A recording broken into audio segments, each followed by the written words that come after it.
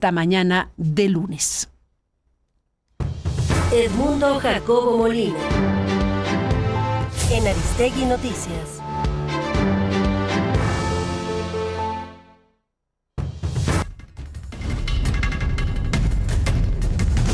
Edmundo Jacobo Molina, buenos días y bienvenido, ¿cómo estás?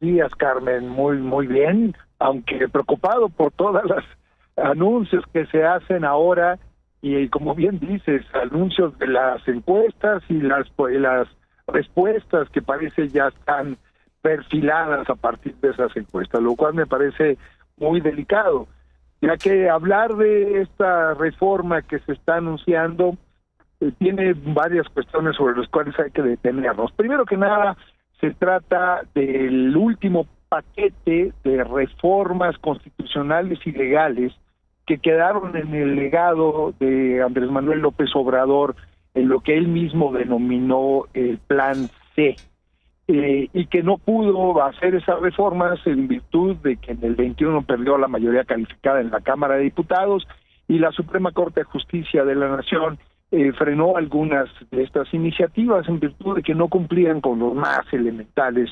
requisitos de técnica legislativa y demás. Sin embargo, ahora con la sobrerepresentación que tiene Morena y sus aliados en el Congreso de la Unión, por un lado avalado por el Tribunal Electoral y por el otro lado con la conversión de senadores que habían logrado llegar a esa instancia de representación a través de diferentes partidos y después cambiaron de opinión dándole a Morena la mayoría calificada también en esa instancia, han venido haciendo desde septiembre pasado una serie de reformas constitucionales y legales, y la última que faltaba, la gran reforma político-electoral, que en la primera instancia la presidenta Claudia Sheinbaum había dejado solamente en el tema de no reelección y nepotismo, lejos del legado de López Obrador, ahora se anuncia con bombo y platillo y se pone al frente a un personaje como Pablo Gómez a coordinar este esfuerzo. Antes de hablar del personaje, hablemos de la reforma. No es cualquier reforma, es algo muy delicado, Carmen, porque tiene que ver con las reglas de la competencia política por la representación de la ciudadanía en las instancias colegiadas, ya tiene que ver en el Congreso Federal o en los congresos de los estados. Tiene que ver con las reglas de elección de quienes gobiernan en las diferentes instancias, desde la municipal hasta la federal, y por lo tanto tiene que ver con la convivencia entre nosotros, entre los mexicanos, las mexicanas, las reglas de esta representación que tanto trabajo nos costó construir para darles legitimidad a los resultados de las elecciones y encontrar vías pacíficas de convivencia.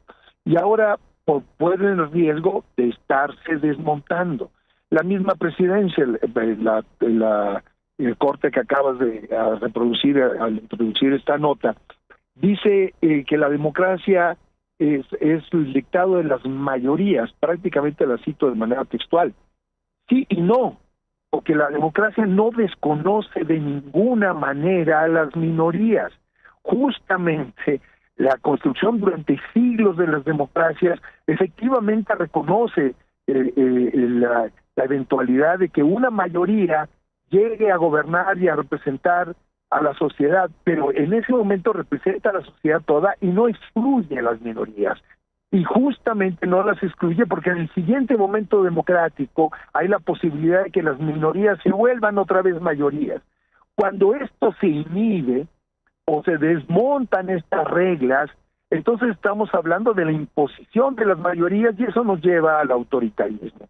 Y aquí esta cuestión es algo que no podemos perder de vista y dejar de poner el acento en esta deliberación que no se abre ahora, viene de tiempo atrás. Aquí contigo en este espacio hemos mencionado del riesgo de esta reforma, del legado que dejó López Obrador, que por cierto, ahora sí hablando del personaje, Pablo Gómez fue muy importante en el momento en que López Obrador, siendo presidente de la República, anunció en su famoso plan A la reforma política electoral, que tiene características muy específicas, entre otras, eliminar plurinominales, por lo tanto, eliminar la representación de las ahora minorías, porque siempre insisto, en una democracia las minorías podrían llegar a ser mayorías.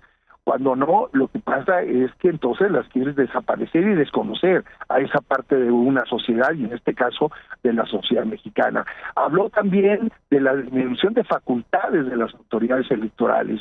Si de por sí hoy en día estamos cuestionando que jueguen ese papel de neutralidad que deben jugar, de arbitraje imparcial frente a todos los actores, ahora con esa reforma, si se reproduce lo que el mismo Pablo Gómez trascendió, contribuyó de manera muy importante a diseñar hace ya, si no me equivoco, desde el 22, cuando el famoso Plan A, imagínate si se sigue con esa misma tendencia de disminuir a las autoridades electorales, disminuir plurinominales, reabrir la discusión sobre el presupuesto público de la política.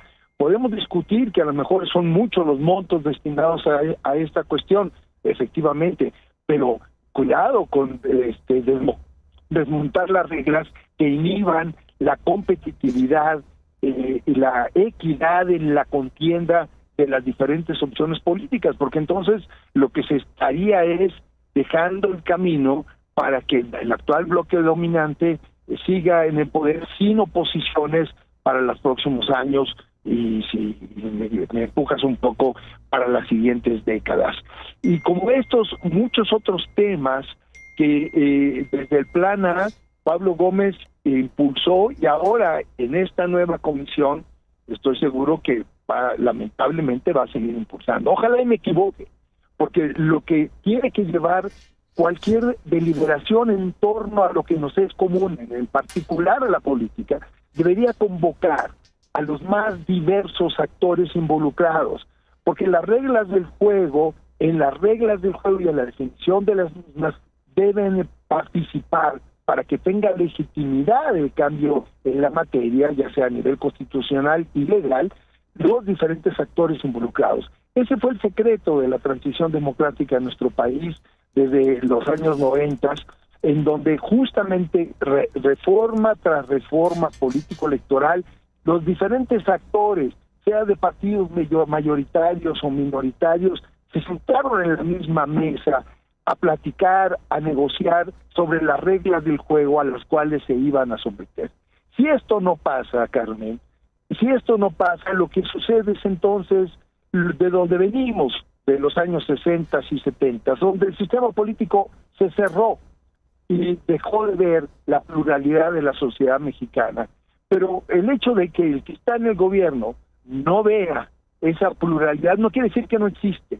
Y esa pluralidad se manifiesta aún fuera de las propias reglas del sistema y lo va deslegitimando.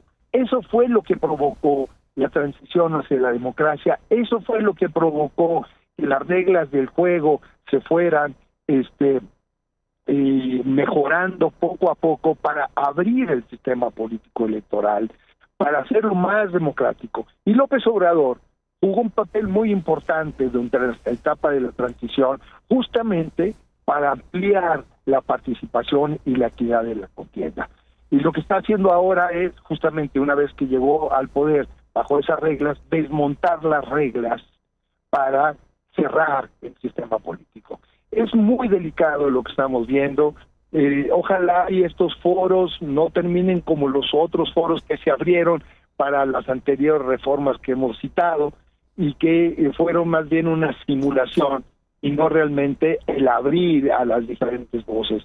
Y lo lamentable es que en ocasiones se acude con diferentes voces a esos foros y las mismas voces no son escuchadas. Lo vimos en la elección de la reforma al Poder Judicial, donde la mayoría de las opiniones que se expresaron en los foros que fueron convocados advirtieron de los riesgos de esa reforma. ¿Y qué pasó? Se hizo caso omiso de las mismas, se hizo la reforma como estaba planteada, independientemente de la deliberación en los foros, y tenemos las consecuencias que tenemos.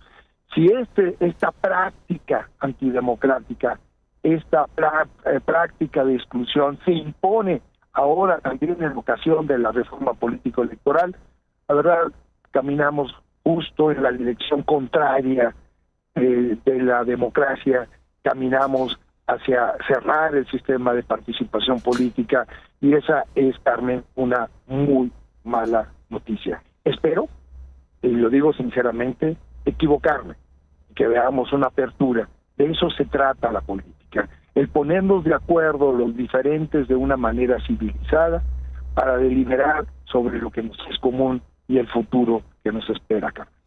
Todo por verse. Edmundo Jacobo Molina, seguiremos hablando y buenos días. Muy buenos días, Carmen. Buena semana. Hasta luego. Edmundo Jacobo Molina. En Aristegui Noticias.